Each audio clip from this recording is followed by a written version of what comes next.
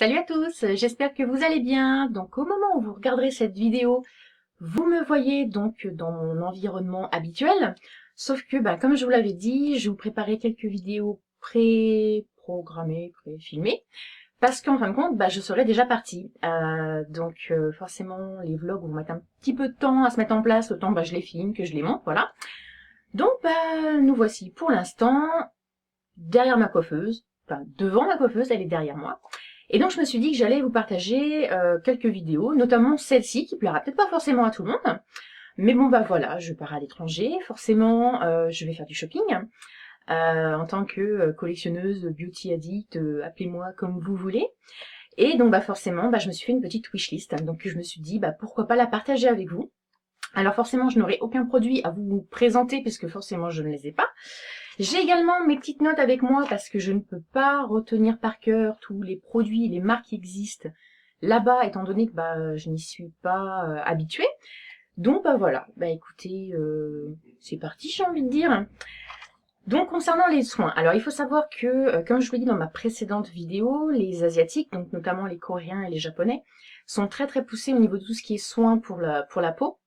Parce qu'en fin de compte, ils préfèrent mettre très très cher dans des produits pour les soins de la peau, et avoir une superbe peau plutôt que de mettre cher dans du make-up. Donc là-bas, forcément, l'industrie cosmétologie n'est pas la même et les marques, les laboratoires, tout ce que vous voulez, font énormément de recherches. Et d'ailleurs, quand on voit par exemple un Lancôme qui nous sort un fond de teint dit Cushion, donc c'est le petit pot avec la mousse imbibée, on appuyait un petit coton de manière à s'appliquer sur le visage. Ça fait déjà très longtemps que ça existe en Asie et que toutes les marques l'ont décliné, hein, donc c'est absolument pas nouveau. Et c'est un peu comme ça finalement pour toutes les marques, hein. Enfin, tous les produits, toutes les nouveautés qui sortent.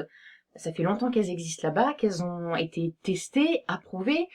Donc voilà, donc je pense faire de très belles découvertes, et notamment donc dans les marques Etude House, hein, qui est relativement connue là-bas. Vous la connaissez peut-être déjà. J'essaierai de vous mettre des visuels à chaque fois, que ce soit de la marque ou des produits. Etude House est connu entre autres pour son huile Real Art, donc qui est une huile démaquillante, mais également pour la lotion Wonder Pore.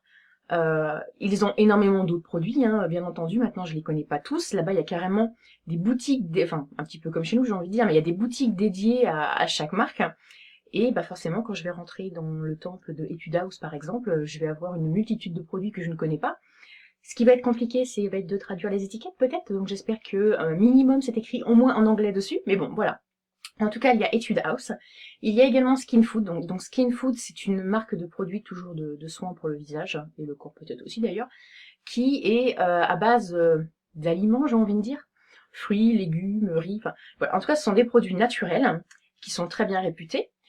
Il y a également la marque Tommy Moly, donc qui est peut-être un petit peu plus connue chez nous, notamment pour le gommage Apple Tox et le masque éclaircissant Tomatox. Je crois que c'est Tomatox qui s'appelle. Alors là-bas, ils ont beaucoup de produits qui dit éclaircissants. Alors qu'on soit clair, c'est pas pour blanchir la peau, c'est pour apporter de l'éclat au teint. Donc en tout cas, ce sont deux produits qui sont très réputés. Qu'on peut se procurer chez nous, hein, on va pas se mentir non plus. Sauf que je me dis qu'en les achetant peut-être directement sur place, je les paierais peut-être moins cher. Je sais pas, je vais voir. Il y a également donc tout ce qui va être la marque Face Shop aussi, qui est une marque également de produits, me semble-t-il, naturels. Donc à voir ce que ça donne, ce que je vais pouvoir voir sur place. Alors pareil, les Asiatiques sont des grands fans des masques en tissu qu'on a commencé à voir arriver maintenant il y a peut-être à peu près un an chez Sephora. Là-bas, il y en a sous toutes les marques, pour tous les goûts, toutes les couleurs, voilà. Enfin, les Asiatiques en sont très friands, et limite, elles en font presque tous les jours. Et là-bas, là où un masque chez Sephora, ça coûte entre 4 et 5 euros, là-bas, c'est quelques centimes. Donc, autant dire que je pense que je vais faire un petit stock. Alors, le sérum aussi, C20 de chez OST. Donc, c'est un sérum pareil, donc qui est à la vitamine C, mais vraiment très, très haut dosé, et qui apparemment fait des miracles sur la peau. Donc je sais qu'on peut se procurer par chez nous, enfin à peu près pour de mémoire, hein, je crois que c'est une vingtaine d'euros. Je me dis pourquoi pas voir là-bas éventuellement si je peux l'avoir pour moins cher. Peut-être pas, hein, ça sera la surprise. Euh, Après, il va y avoir aussi les curiosités, notamment, ça c'est quelque chose que on peut voir un petit peu par chez nous, mais sur certains sites qui les revendent, mais c'est vrai qu'on ne voit pas beaucoup. C'est des masques baby foot, je crois que c'est baby foot que ça s'appelle. En fin de compte, c'est comme des chaussettes en plastique que vous enfilez. Vous les gardez, je crois que c'est quelque chose comme une demi-heure, et vous n'allez pas avoir l'effet de suite, mais par contre, dans la semaine qui suit, vous allez avoir les pieds qui vont peler, mais alors complètement, quoi. Mais par contre, derrière, vous avez des pieds, mais des pieds de bébé. Donc, ils ont beaucoup de curiosité comme ça, donc ça va être sympa aussi de découvrir tout ça, même si je vais avoir un petit peu de mal, je pense, à lire les étiquettes. Mais bon, on verra. Et également, alors, une marque qui me fait envie depuis super longtemps, mais pour se la procurer chez nous, on peut, mais alors on paye une blinde. C'est entre autres la marque Crest. Donc Crest, les dentifrices blanchissants et les bandes également pour blanchir les dents. Aujourd'hui, vous voulez acheter un dentifrice Crest, il faut aller sur Amazon et vous payez 15 € le dentifrice. Ça fait cher pour se laver les dents.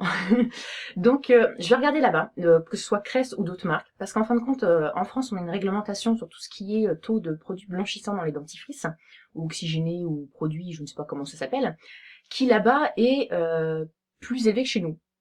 Qui n'est sûrement pas dangereux, parce que eux l'utilisent et n'ont toujours pas perdu leurs dents, hein, donc voilà. Donc, je pense que je vais me pencher beaucoup sur les produits blanchissants pour les dents en Asie. On va regarder ça. Ensuite, tout ce qui va être make-up. Donc, bah, il y a des marques dites asiatiques et des marques, on va dire, internationales, qu'on peut se procurer chez nous ou pas, mais toujours à des prix hallucinants. Donc, bah, tant que je suis là-bas, autant regarder, hein. Alors, Etude House, toujours. Donc, Etude House, ils sont connus pour leur packaging tout mignon, enfin, très kawaii, notamment pour les rouges à lèvres et les vernis à ongles. Donc, bah, je verrai ce que je trouverai là-bas en fonction bah, du prix et des teintes, hein, tout simplement, savoir si ça me plaît.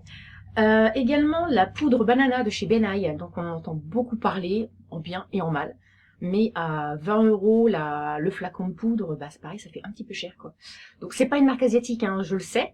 Maintenant, peut-être que je peux me la procurer là-bas dans d'autres boutiques. Donc bah je verrai si le prix est plus intéressant. Pourquoi pas me la procurer là-bas. Ensuite, alors, chose que je vais également retrouver dans les grandes villes, notamment Bangkok, Kuala Lumpur, donc la capitale de la Malaisie, c'est les magasins Boots.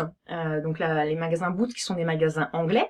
Bon, je sais maintenant ils livrent également en France, mais bon, si je peux aller voir directement sur place, regarder les produits, swatcher les make-up, enfin les make-up, oui, autant en profiter. Hein. Et donc chez Boots, qu'est-ce que je vais retrouver? Je vais retrouver la marque Revlon.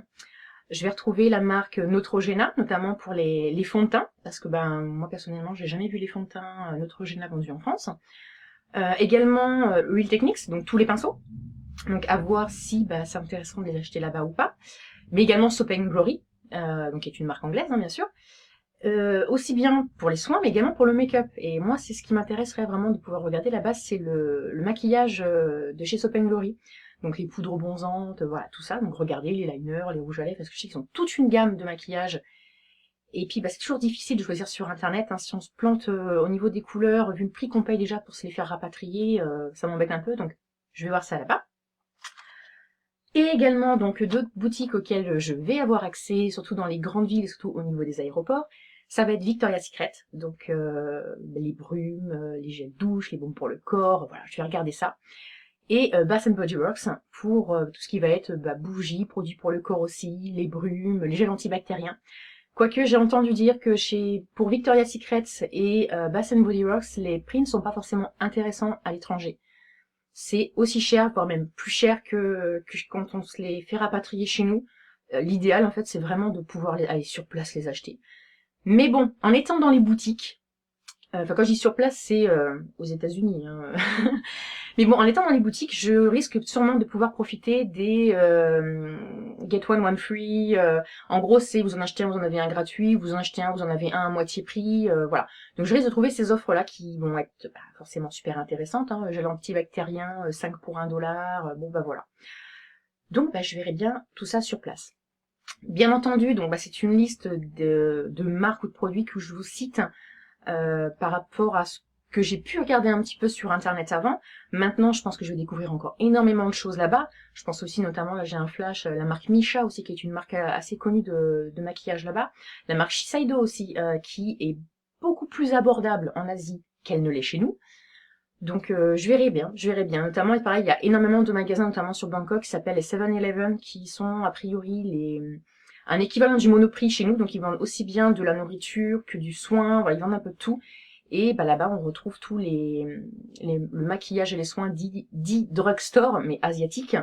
Donc voilà, je suis sûrement faire de très belles trouvailles à pratiquement rien. Donc bah voilà ce qu'il en est pour ma wishlist. Ah si, j'ai oublié, parce que bah, je pense que ça va faire une grosse partie de mon haul aussi là-bas. C'est les vêtements, parce que bah forcément dans les quartiers chinois, et ben je pense que je vais un petit peu pleurer quand je vais voir les prix. Surtout quand, enfin pleurer quand je veux voir la différence par rapport à ce que nous on paye en France, même si on a quand même accès aujourd'hui à des sites chinois en ligne qui nous livrent les vêtements, bah déjà je pourrais les essayer, ça sera plus simple pour moi, je suis en train de me planter.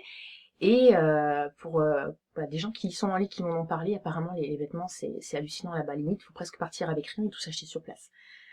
Donc bah voilà, bah écoutez, dites-moi en commentaire si vous êtes féru des produits asiatiques, peut-être vous en connaissez certains, des marques que je ne connais pas, peut-être des orientations. Dites-moi éventuellement s'il y a des choses que vous connaissez qui feraient que je regarde sur place. Et puis bah, en attendant la prochaine vidéo, je vous fais plein de bisous et je vous dis à bientôt. Bye! There was a time when my world was filled with darkness, darkness, darkness. Then I stopped dreaming